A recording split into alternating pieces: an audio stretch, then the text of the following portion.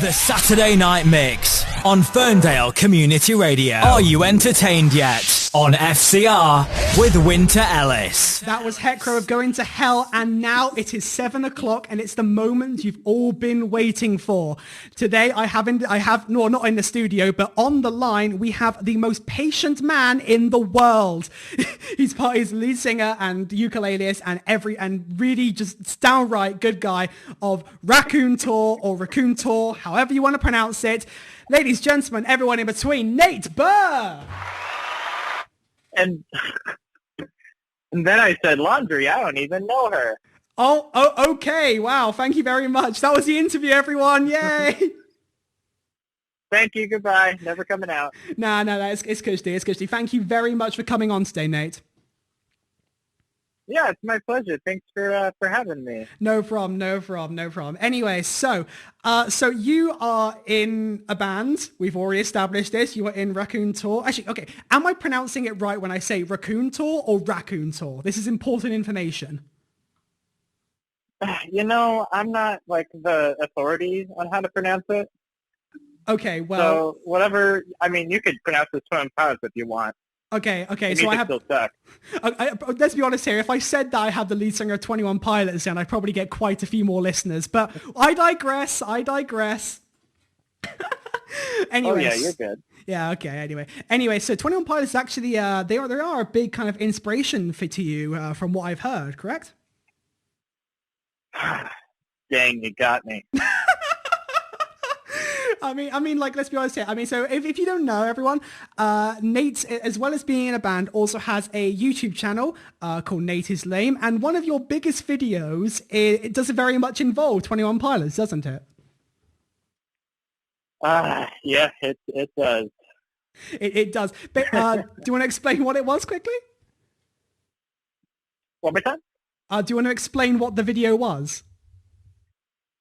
Man. So for my senior year in high school, I had this idea where I wanted to form a band, and we would play in the school talent show. It's like the ending of like a young adult movie, you know? Yeah. So I got some friends together, and we were like, let's cover the front bottom. And we also learned a few other songs. One of them was We Don't Believe It's on TV by 21 Pilots. And so the day of the talent show came, and we were loading in, and the kids running it were just awful and obnoxious and arrogant. You give a 14-year-old a clipboard, and that's what happens. It's just a power. They just have a so power we went trip. On stage. Oh yeah. It's just an absolute power trip. Like, sorry, it's okay. It's like giving a clipboard to just anyone, just puts them in this position of power where they just are almighty, essentially. Yeah. Yeah, exactly. Just 14-year-olds are a special case because they're especially venomous. Yeah, exactly, yeah. So we went on stage and we played, and we were terrible, by the way. No, you But weren't. it's just the kids. You weren't that bad. I mean, so awful. Come on, we were pretty bad. You weren't. I mean, okay. And I'm allowed to say that because I think we've gotten better. Yeah, I will say, admittedly, you have gotten better since your days with ST Demon Seed, as it were. Still, though, that video got, what, 2 million views, 3 million views? Too many views. Too many views. Brilliant, right. It is a good video, though. It's very good. Also, your cover of Wolfman by the Front Bottoms in that is very good. I will give you that. I appreciate it. Yeah, the band was called ST Demon Seed. And it was pronounced incorrectly. And the announcer said that we were Saint Demon Seed. Yeah, that is the video I found your channel from, and probably a lot of people listening today probably found your channel from that video as well. That and your school survival guide kind of things, you know. Oh yeah, those are so much fun to make. I can imagine. Boy, also you have to pardon me. There's a little bit of delay, so I don't want to overlap or anything. I don't mean to be rude. Oh no, it's okay. Don't worry, it's okay. Yeah, let me see here. Oh yeah, back to the talent show. We played, we sucked, but the kids were so obnoxious. We were like, how do we get back at them? So just impromptu, we whipped out a ukulele and played We Don't Believe It's on TV by 21 Pilots. We threw them off schedule. The kids were freaking out backstage. They killed the lights. They killed my microphone. We just kept playing. And well, the thing is, we were disqualified from the $100 grand prize. But because my mom recorded on her phone, I uploaded it, and we wound up making like $2,000 off of that revenue. Oh, wow. So moral of the story is break rules. Break the rules, kids. Don't worry. Any kids listening? As long as your mom records it, you're fine. Yeah. This totally isn't being recorded or anything, or being broadcast live to a bunch of people. Don't worry. Your words are safe with me, Nate. Don't worry. And assuming all the listeners too. Oh. Okay, but yeah, like also. So you have some experience in music, and I'm taking it that not a lot of traits from the talent show band, as it were, have carried on into your current work with Raccoon Tour. I would say just a general disregard for quality carried over, definitely. You're really self-deprecating. It's actually quite unnerving in a weird way. Well, I think SP Demon Seed was just, I don't even know what that was. It was just kind of... It was beautiful. A performance. It was Well, thank you. It was beautiful. It was a beautiful performance. And as you said, who were the real winners at the end of the day? Friendship, that's what.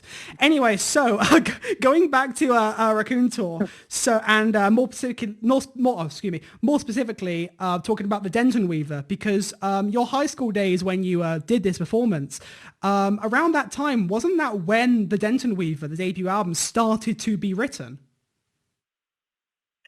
I started writing the Dentonweaver when I was 14. Oh, wow, really?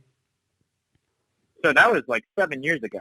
7 years in the making this record has been, and that is genuinely incredible. And both just like that shows both how good this album's going to be and just how much effort and sheer willpower you're willing to put into something. It's genuinely quite admirable in a kind of scary way, to be honest.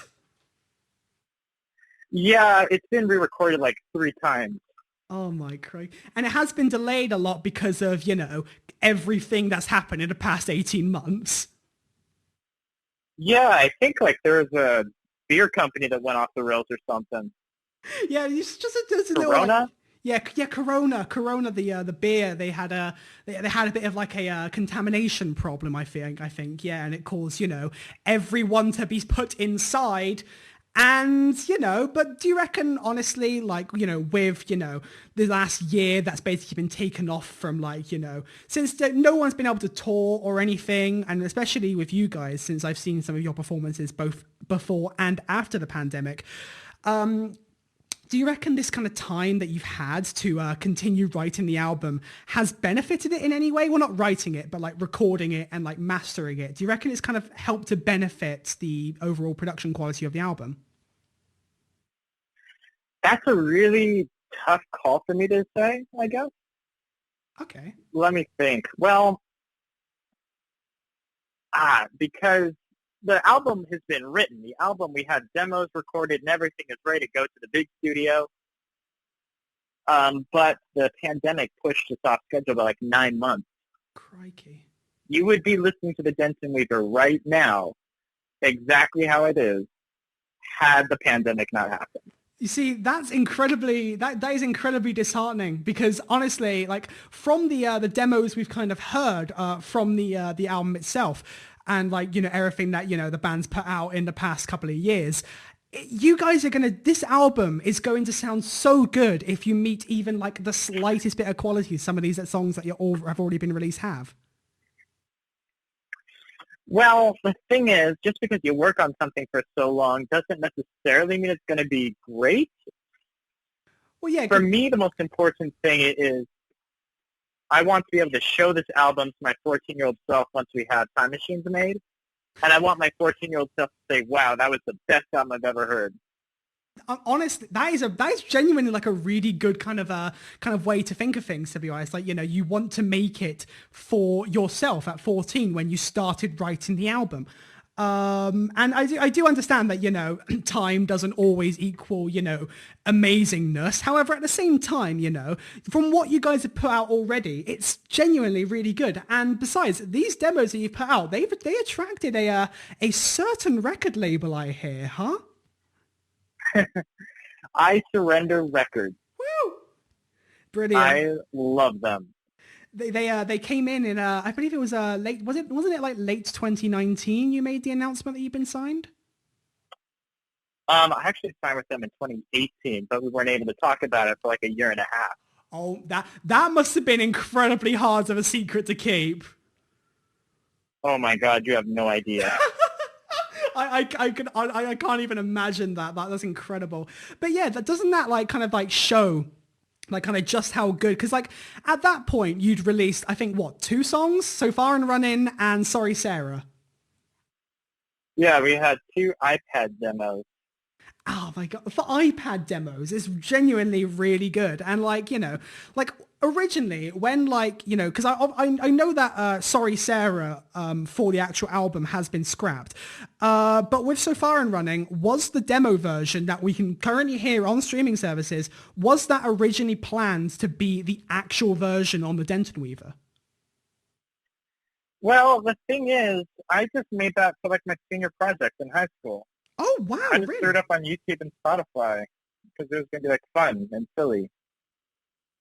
Wow, I didn't know that. Genuinely, this was made for a senior that is, I didn't know that. I genuinely thought that this song had actually been recorded like semi-professionally. Like, I know it's a demo.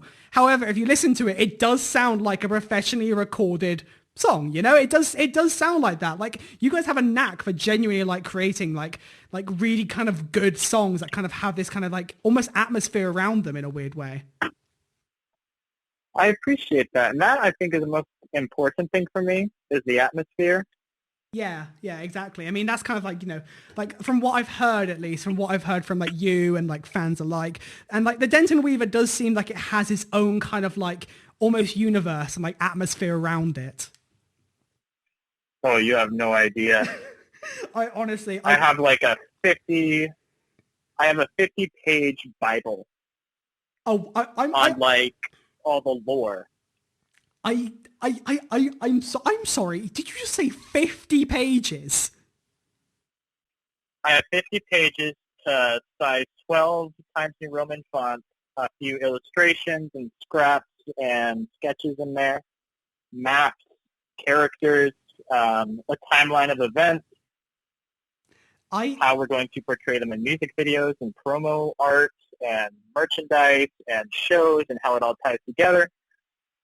This is genuinely insane levels of the, world building and that you've been, once again, I mean, you've been working on this kind of project for 7 years, and that is just insane. Your head disappears up your own butt.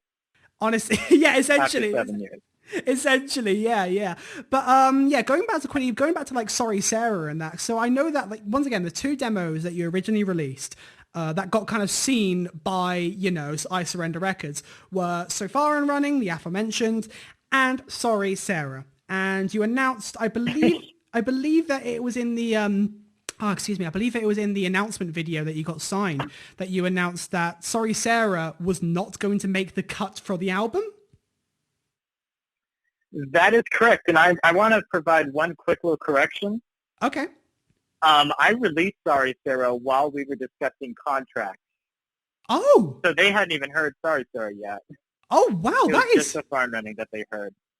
That is, wow, that is, oh, okay, fair enough, crikey. So they had only heard one song of yours, and they decided, hey, do you know what, let's sign these guys on one song. Oh, I hope it was a good investment. Honestly, from the sound of things, it really was. And I just dropped my drink, and I think you guys heard it on the mic. Trust me, we are more professional than this. But yeah, like, the fact that you were, I can't really think of any other bands who have been signed off of one song. Like, I don't know how, but they found me, but like even they had like 3 songs when they were signed. Okay. And they also have like tons of industry experience as well. Oh, that is, yeah, well, true. Yeah, but still, you know, I mean, we can ignore that, you know? Yeah, I mean, the one determining factor. Yeah, it's totally not a major factor in their siding. Not at all. But yeah, do you reckon we can show the lovely listeners at home a little bit of one of the demos that you already put out? I'm sorry. The echo. I totally just missed what you just said. I'm so sorry. Oh, it's okay. Basically, long story short, I was asking. I'll put it bluntly. Can we play Sofarinrunning? No. Okay. Yeah, I'm just kidding. You can. What if you just said no and it just completely derailed the whole thing? Oh, you have my permission. You're good to go. Oh my crikey. Anyway, point is, we're going to be talking more to Nate about the Dentonweaver after this song. This is the first song they put out and the one that got them on the record label. This is Sofarinrunning. 6, 7, 8.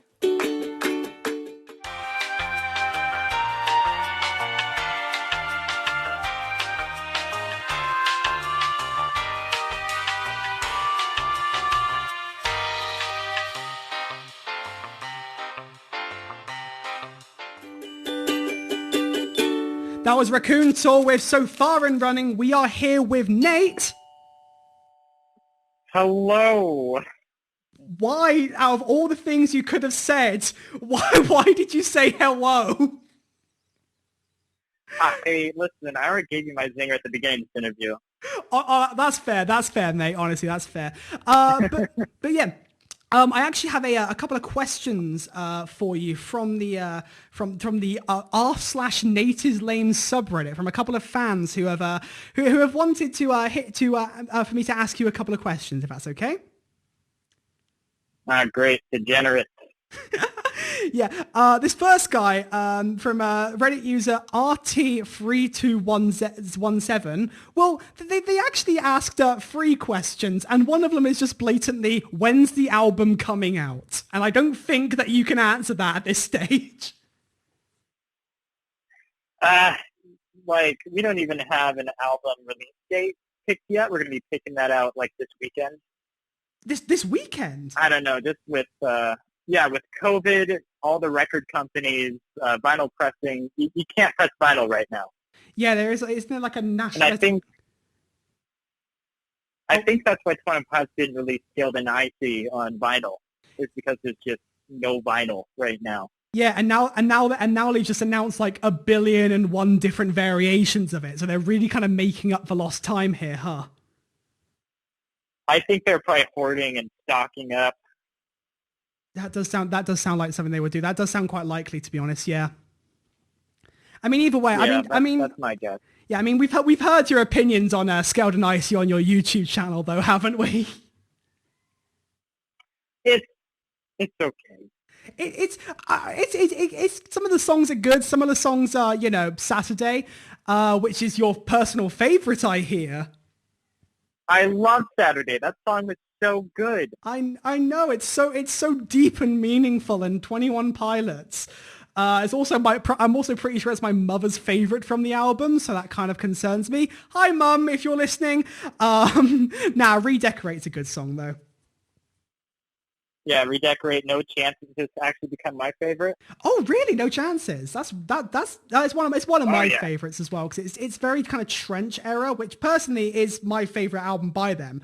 And from what I hear as well, it's one of the main kind of inspirations, like album wise. That actually reminds me, because we have another Reddit user here, funnily enough, who has asked what albums is the Dentonweaver going to be the most similar to? That's a really good question. I wrote and made up a lot of this stuff at my high school years, so it's very, very, very, very, very reminiscent of those albums and songs, stuff like My Chemical Romance, Cave Town, 21 Pilots, just straight garbage. It's going to be just a straight plume of garbage. say that. Don't say that. I mean, 21 Pilots have had, they've had some good songs, I guess. Ignore the fact they're my favorite band. Yeah, I think that 21 Pilots is definitely the biggest inspiration for us. Not like, okay, there's a few ways we could take inspiration from 21 Pilots. Okay. Like, you could go the AJR Half Alive route and just sound exactly the same as their vocalist and have weird little beeps and boops. But the thing is that when you do that, I think like all those artists miss what makes 21 Pilots so special. Okay. That makes a lot of sense, actually. That makes a lot of sense because, like, you guys are, what's it called? You guys are kind of really kind of honing in on, like, the storytelling side. Because as from what I understand, the Dentonweaver is a concept album, correct? When you write an album for 7 years, it inevitably becomes a concept album. Oh, okay. I do apologize for my blatant misunderstanding. Oh, you're good. I mean, it's got some kind of, like central kind of storyline, I believe, to it, isn't it? Like, it's got at least a theme. Yes.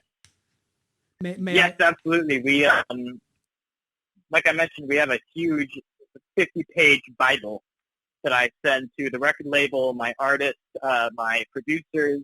I make sure that everybody's on the same page, and we're tackling this from the same angle, Oh, that is, honestly, once again, the fact that the Bible for the Dentonweaver is 50 pages still kind of blows my mind a little bit. I can't even count to 50 half the time. We have another question here from Reddit user Useless Fish, which big mood. But also they ask, what is your songwriting process like? That is also a really good question. I am very proud of my songwriting process. What I do is I pay ghostwriters, and that's a joke. Oh, okay, really? On my phone, I just use my voice app. So I'm like in the shower, and I think of da da da da da da da da, and I just hum that into my phone. I mean, and so eventually, I just feel like writing a song one day, and so I whip out my ukulele and I go through my voice app, and I'm like, oh, that would sound really cool with this. And because I'm in different spots and different mental mindsets at different times, I'm able to combine all these different sounds and influences that I'm feeling at certain specific times, and I turn these songs into bizarre Frankenstein monsters. And then lyrics come last. Oh, lyrics suck. That is okay. That is actually really cool, kind of thing, because that kind of really kind of provokes the kind of almost DIY kind of nature that at least the first couple of songs have. It's very much because it's so obvious that you're very much a natural when it comes to writing, because you have these little, because as you just said, you have these little melodies that come to you in your head, and then you just like build upon that in the studio when you can. And then just kind of see how that rolls. And that, honestly, I wish I could do that, IQ, honestly, because I'm not a good writer. I just ad-lib half the time. Let's be brutally honest here. Well, it's kind of a double-edged sword sometimes. For example, in Sorry Sarah, the solo at the end of that song. Yeah. Da, da, da, da, da, da, da, da, da, da, da. That is literally The Kids Aren't All Right by The Offspring, and I had no idea. Oh my, wait, I'm going to have to, okay, I can't play it on here because, some of the lyrics are a little bit naughty. However, nonetheless, I'm going to have a listen to that after this show to kind of, wait, no, I kind of understand that now. I'm listening to it in my head. That is, I'm never going to be able to hear that right again. Thank you very much. I just pre-ordered that song on vinyl as well.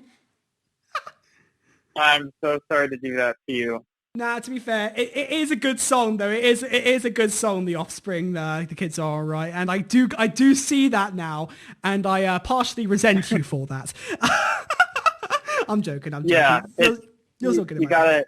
Whenever you're in doubt, always pull Twitter and be like, "Hey guys, does this sound familiar to anybody?" And somebody be like, "Yeah, that's literally Baby Blue by Green Day." Oh my god! God, darn. Oh my Christ! That is. I don't know why I find that so funny, crikey. I have one more question, kind of, from the Reddit community, and that is blatantly, Okay. and that is what, and this may be one that you can't answer just yet because the album isn't out yet. But do you have like a favorite song off the album, whether it's like the new version of Sofarinrunning or like one that we haven't heard yet? Like, do you have a favorite currently? Winter, I'm going to be completely honest with you. Okay. I am so sick of Sofarinrunning. Oh no! The number of times I've listened to that song, the number of times I've played that song, I've recorded it like 4 times. No, 5 or 6 times closer. Oh my God. I am so tired of Sofarinrunning. The only reason we practice it as a band is for everybody else's sake. I could play that song in my sleep over and over and over and like be able to, I don't know, do a school test or something. It's just, my fingers just know what to do. I hate that song. Well then, that is very much revelation, and all I can say is I am so sorry for playing that before the second half of the interview. It's okay. It just feels like white noise after a while. Oh, that's fair. That's fair, but also a little bit sad in a weird way. No, I I'm being a little harsh. I'm being a little hyperbolic here. I am proud of that song. And it kills live. It's so much fun live. Yeah, I've watched a couple of videos of it live, and it's genuinely, you guys are very good live. I appreciate it. But my favorite song off of the album, it changes. Sometimes I'm feeling a song that we have called Converse County. Oh? It's like a dark, almost piratey cowboy song. And it's loud, and it's big, and it's massive. The guitars, and my producer knocked out of the park. It sounds huge. But what makes it special for me is it has this dynamic where it's massive and huge, but then it shrinks down and it's really small during the choruses. It's very intimate and sweet. We throw in like crickets and a light breeze, and it's just a lovely, gorgeous, atmospheric track that really comes together, and it's totally different by the end. That genuinely I really love that song. That sounds incredible. I really cannot wait for a Raccoon Tour's pirate arc. Honestly. Oh yeah. Oh no, sorry. You were speaking. I was going to say my other favorite is probably the title track off the album, Dentonweaver. Oh, I believe we've heard that one live a couple of times. Yeah. Although, to be fair, I think the live version you heard doesn't do it justice. Oh, I cannot wait, I cannot wait for to hear the album kind of in whole, like as a whole experience. Do you reckon it's like much better kind of absorbed if you listen to it as like a whole experience rather than just the individual songs? All right, I can leak one detail about the album to you. This is like a world announcement, cool premiere thing. Winter exclusive! The album is going to be released in 2 versions. Oh! So we're going to have the Spotify, Apple Music version. Yeah. Where we ordered the songs in a way that it's easy and fun to listen to. Yeah. We had a bunch of people listen to it, and what order would you put these songs? And that's how they put it. And what's really interesting is we have like 6 people pick their own track listing, and aside from like 1 or 2 little differences, everybody's were exactly the same. So this is like the scientifically best optimized version of the album, Yeah, I get that, yeah. But there's a director's cut that I'm going to be releasing. Dude, can you tell a little bit more about it? Basically, yes, I can tell you. The thing is, this was like a huge bit of contention between me and a bunch of other creatives on the project. where there is a way that the songs sound best together. It's just that's not the canon. Okay. That's not the storyline, you know? Yeah, Like, imagine the Black Parade if somebody put Sleep on track number 1 or something like that. That totally throws off the flow, you know? Like, no, you need the end, you need dead. Exactly, you know, that makes sense, but like, you know, yeah. So what I'm doing with the director's cut is on YouTube. If you buy the vinyl, that's what you get, the director's cut. If you buy it on Bandcamp, you get the director's cut. Oh, okay. Some of the songs are a little bit longer. We add a few elements that, you know, my producer's like, hey, that's a little indulgent. And I'm like, I know. Oh, my. Well, it really prioritizes the story, the experience. That's also the order that we'll be playing everything live as well. So basically what you're saying is if you don't pay for the album, you don't get the full album. I mean, like, most of the songs are essentially the same. You get a very close experience if you listen on Spotify. And it will be available on YouTube as well. But I think the director's cut, in my opinion, is the best way to listen to the album. But I want people to make their own decision, be like, yeah, it's more fun to listen to the dumb Spotify mix, you know? Well, thank you very much for that very exclusive detail. And as someone who's like an avid vinyl collector who has already, you know, I've already determined like, okay, I am going to be getting the Dentonweaver on vinyl. I know you've waited longer, but I've been like, you know, waiting for this record for like 2 years now, and I'm sure a lot of the fans listening right now have been waiting a long time for it. So I'm definitely going to be getting it on vinyl, and I'm gonna get my hands on the director's cut of the Dentonweaver, which sounds daunting, frankly. It sounds daunting, but in a good way. In a good way. But yeah. I had this idea, I guess, because like you said, folks have been waiting for ages. I was like, how can I make this worth their while? So I will also be including a letter that's hand-signed in every vinyl for the first pressing as well. Oh my... you guys have this like this incredible determination to quality, which I genuinely is very remarkable. I don't know. I just feel self-conscious, and I'm like, if I saw a band doing this, I'd probably think they're like jerks. So I don't want to be a jerk. You are not. It's about appeasing my 14-year-old self.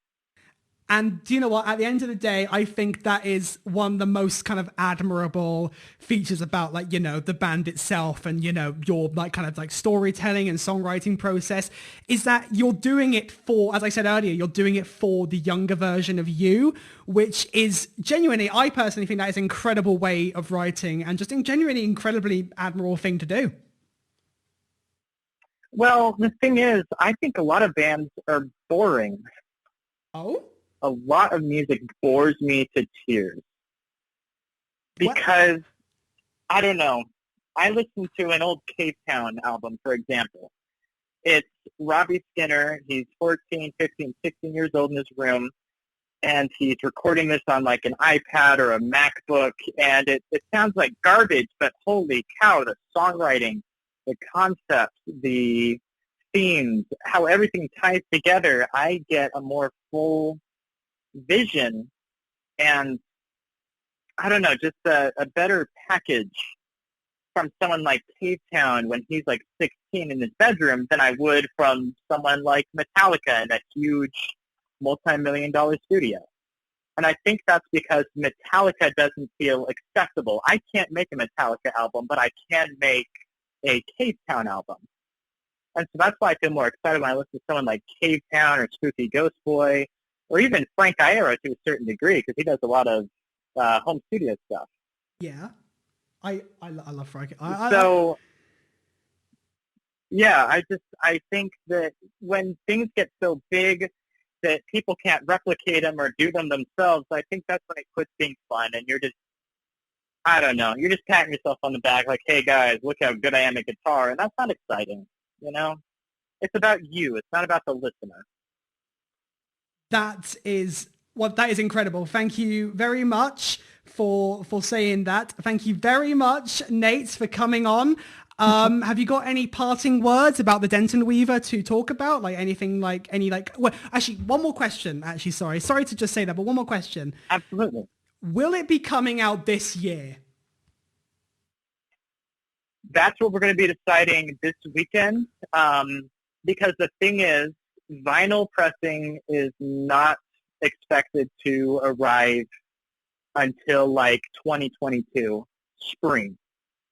It is very, very far away. And so now it comes down to a question of, because we've invested quite a bit of money and time, we want to make sure that this goes off well.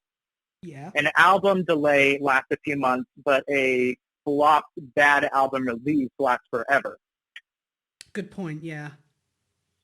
Yeah, so we're going to decide, do we want to release the album with vinyl and push that really hard, and hopefully we can make a return so we can do this some more? Or do we want to just get the album out as quickly as possible and rely on good graces and hope that people do purchase the music after it's not hot and fresh and new anymore? Does that make sense? Yeah, that makes a lot of sense. That makes a lot of sense. And once again, you're at the end of the day, you're doing this for you, not the listener, which is probably the best way to make music, to be honest. I mean, it works for most TV shows, like Gravity Falls. Why can't it work for, the Dentonweaver? The album that's been in development, not development hell, but, it's been made over the past, 7 years, which is incredible. It's been marinating. This has definitely been development hell. Yeah, okay, I can say that safely. Okay, it's been development hell. I can tell you that we will be releasing songs from the album as singles this year, 100%. I personally cannot wait. I will be if once we get those singles, everyone, ladies, gentlemen, everyone in between, once I get those singles, I will, and if they are radio friendly, that is, I will be playing them out to your ear holes right away as we get them. Nate, thank you so much for coming on today. Thank you for being incredibly patient with our terrible, terrible technical situation that we've had today. Oh, no worries at all. Thank you very much for coming on. Thank you so much for having me. No problem. Nate Burr, everyone! Woohoo! Yay! Yay! Woohoo!